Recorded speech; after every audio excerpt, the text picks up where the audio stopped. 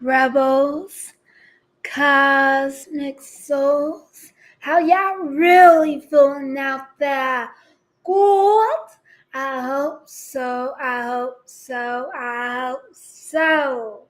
Welcome to Black Girl Fire's Cosmic Revolution. And on today's excursion, we will be diving deep into envisioning a utopia, a world that includes neurodivergent Black women. Because I don't know about y'all, but I be feeling like an alien navigating an inaccessible society. Neurodivergent for sale. Neurodivergent for sale. Neurodivergent for sale. Here on the block, we have Safia Ashe Jassi, but you can just call her Fire. She is the cultural architect mogul behind Black Girl Fire LLC and is a 19-year plus frontal lobe traumatic brain injury survivor. Now, neurodivergency basically means our brain process information differently compared to neurotypical individuals. The world has witnessed the exploitation of Wendy Williams in a four-part Lifetime docuseries, which is a great example of how neurodivergent Black women voices are being silenced due to medical racism and exploitation within Hollywood media. Black women's pain. It's like a supernova who is on this last light waiting to be dispersed into black space.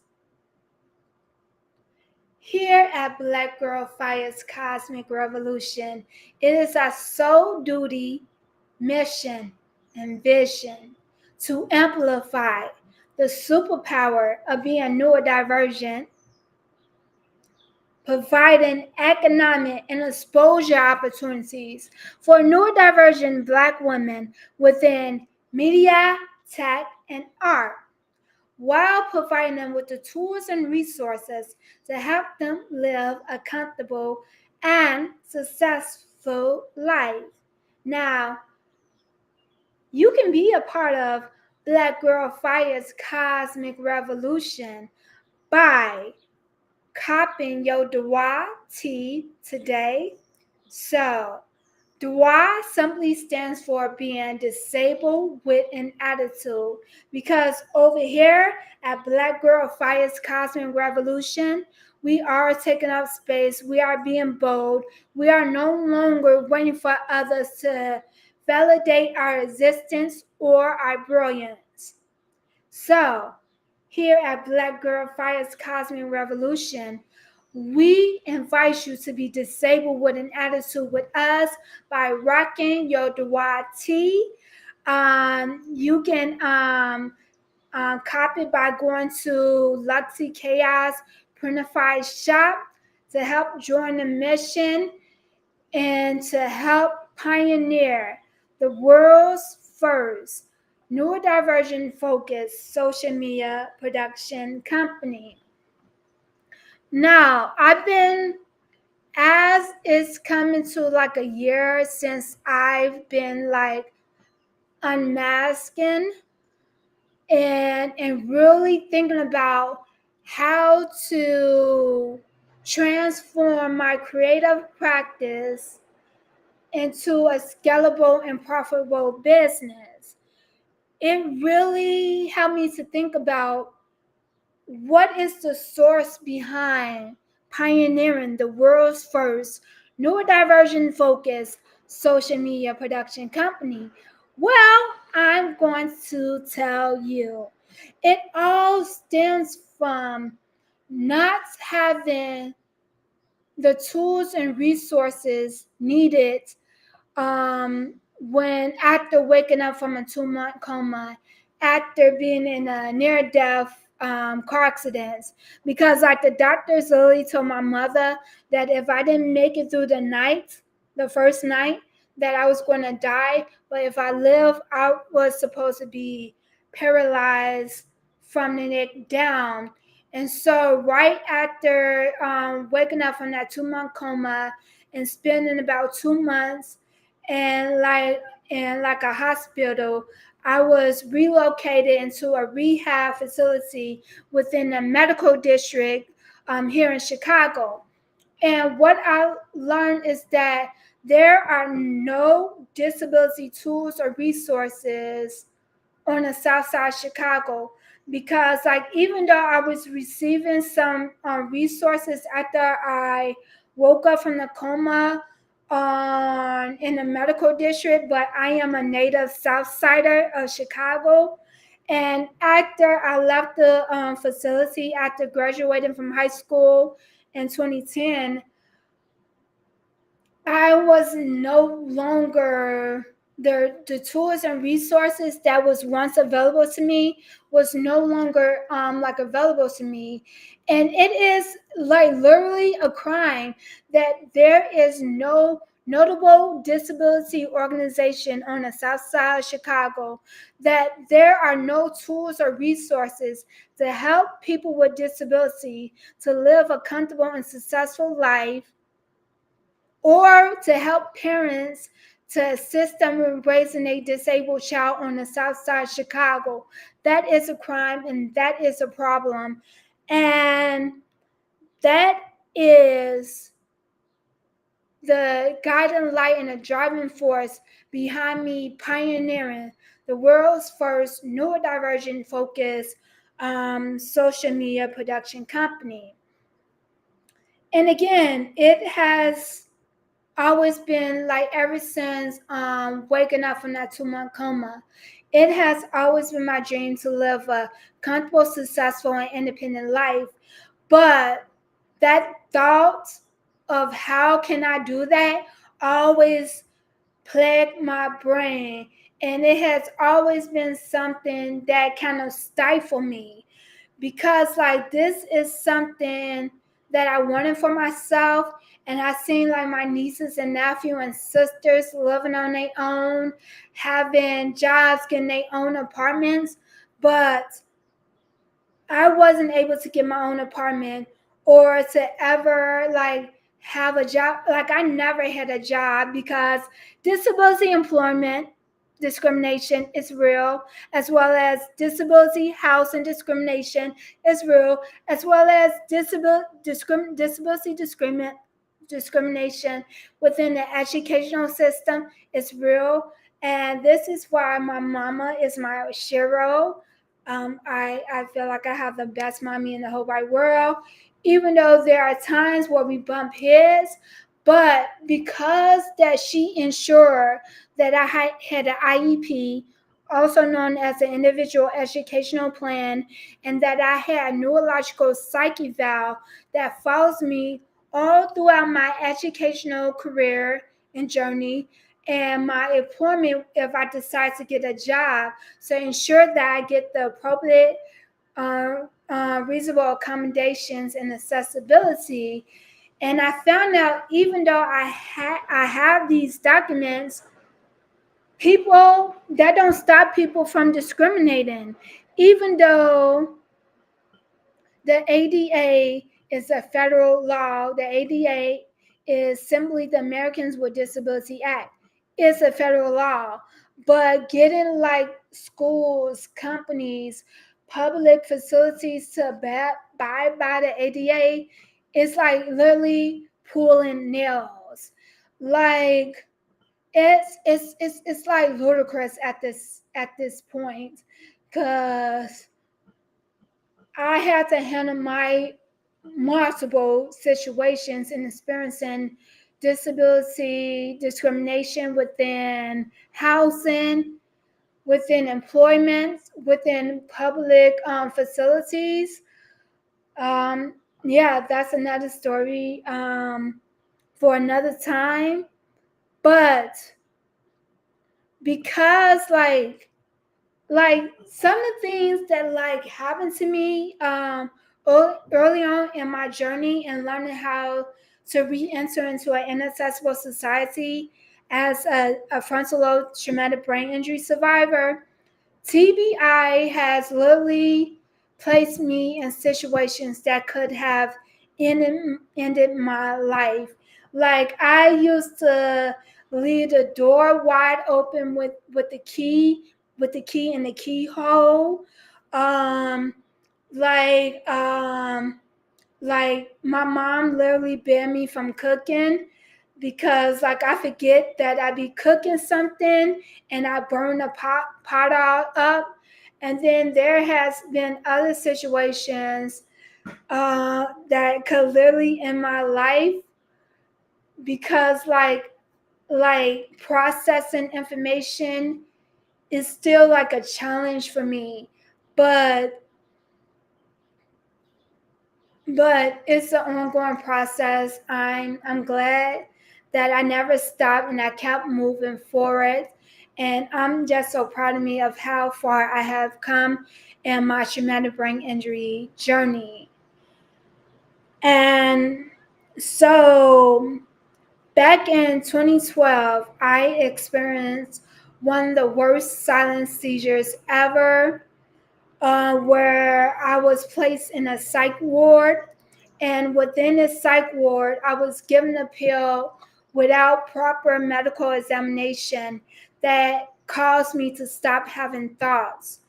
It left my brain feeling like a void, like an emptiness, like nothing. It really disrupted the connections between my thoughts and my emotions. And at times I had to rely on my emotions as my thoughts to help me process information.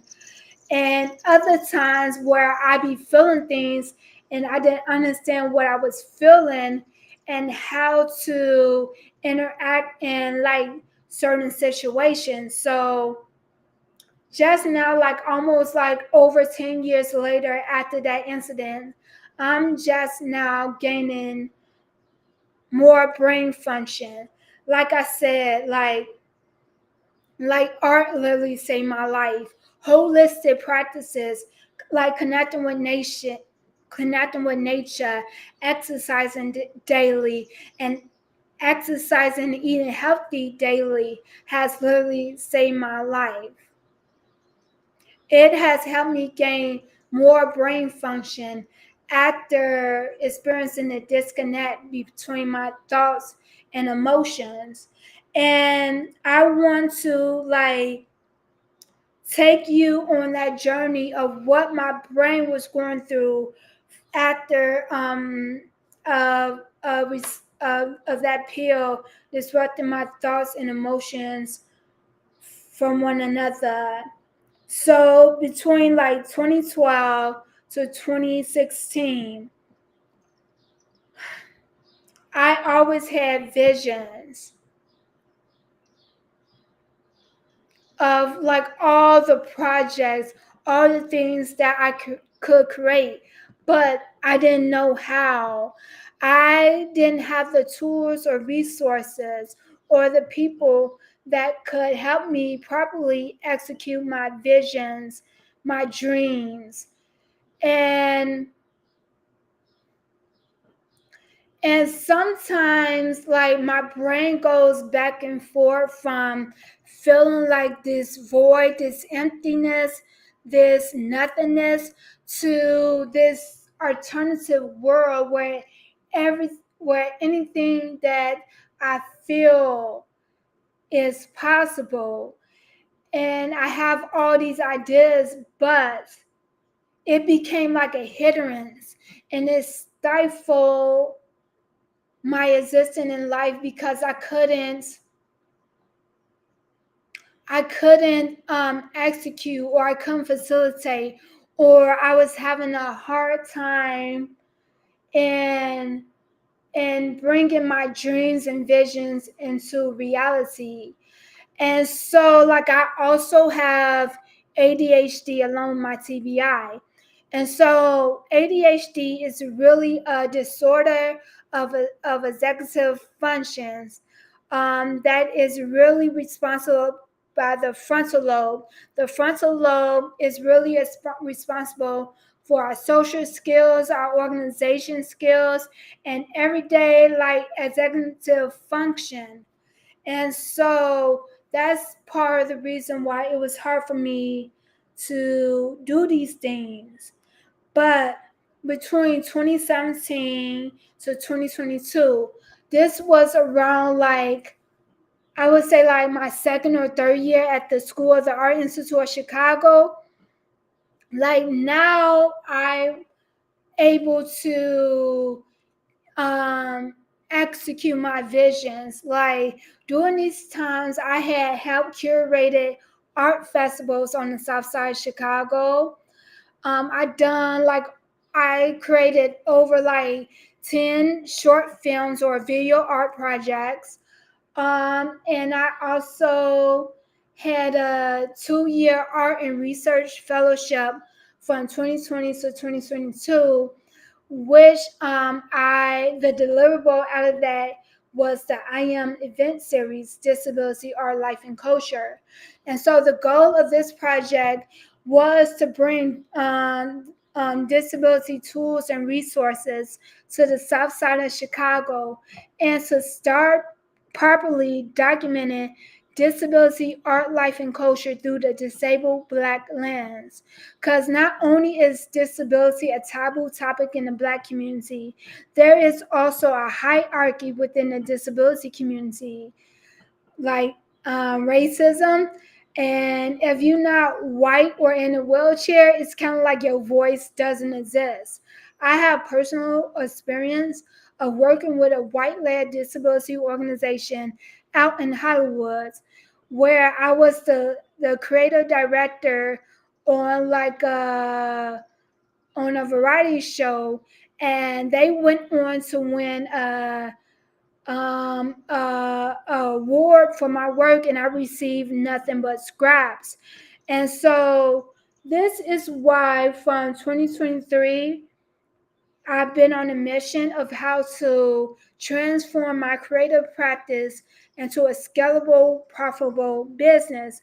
Because as we all seen, like what's happening in Hollywood and all other creative industries, like it is important, especially as a neurodivergent Black woman living in America, that I have a business that protect myself, that I understand how business works, how to negotiate. I understand my worth, and I understand what I bring to the table, and I don't sell myself short.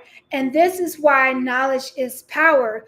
Because before I was selling myself short because I didn't know, but now I know. It changed everything for me. And I'm glad that I dedicated 2023 to first unmasking and learning everything I could about how do business function, learning the difference between marketing and advertising, and knowing like the different roles, the needs for like a project coordinator or project manager and the CEO or the marketer or advertiser, like understanding different functions within like a business.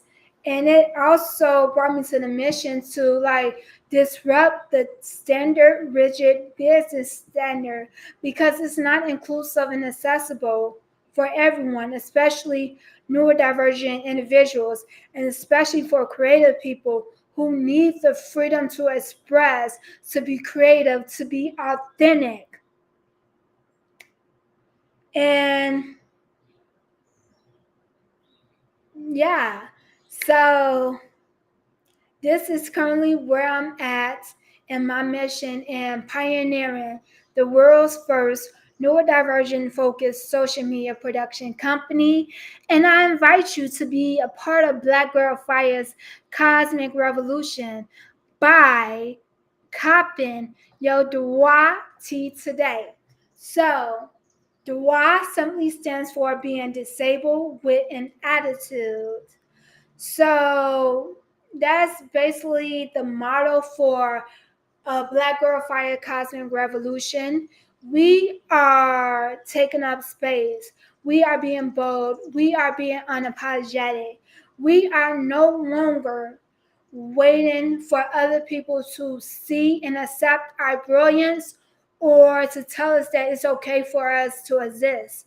We are taking up space and we are setting a new trend and lighting the path of a new reality that includes neurodivergent Black women in the conversation. So thank you again for joining me on this excursion and being a part of Black Girl Fire's Cosmic Revolution. And remember to be kind and gentle to yourself. And yes, in that order.